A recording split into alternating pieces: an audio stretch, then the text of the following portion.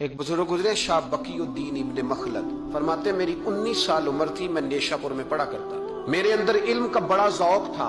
ایک استاذ کے پاس جب میں پڑھنے گیا تو میرے استاد مجھے فرمانے لگے کہ بیٹے تیرا ظرف بڑا ہے اور میرا علم چھوٹا ہے، تو کسی بڑے عالم کے پاس جا۔ میں نے استاد سے کہا کہاں جاؤں؟ تو کہنے لگے اگر ہو سکے نا تو بغداد شریف چلا جا، امام احمد بن حنبل کی بارگاہ میں حاضری دی۔ وہ حدیث کے حافظ ہیں، آج بھی آپ ان کی مسند امام احمد دیکھیں، جو حدیث کا طالب علم ہوتا ہے اسے مزہ آ جاتا ہے پڑھنے پر۔ کیا بات ہے امام احمد بن حنبل کی، انہوں نے اللہ نے اعزاز دیا کہ آج بھی مکے اور مدینے میں امام احمد بن حنبل کے مذہب پر فتویٰ دیا جاتا ہے، وہاں کے لوگ حنبلی کہلاتے، اتنی اللہ نے انہیں شان عطا فرمائی۔ کہتے ہیں میں نشاپور سے نکلا جب تو بحری رستے کے لیے میں آنے لگا یہاں، جب جہاز میں بیٹھا نا تو رستے میں طوفان آ گیا، طوفان اس تیزی کے ساتھ آیا اور اتنے دن جاری رہا کہ ہمارے جہاز کی سمت ہی بدل گئی، ڈائریکشن ہی بدل گئی، گویا جانا ادھر تھا تو جہاز کا منہ ادھر ہو گیا۔ فرماتے جا کے کسی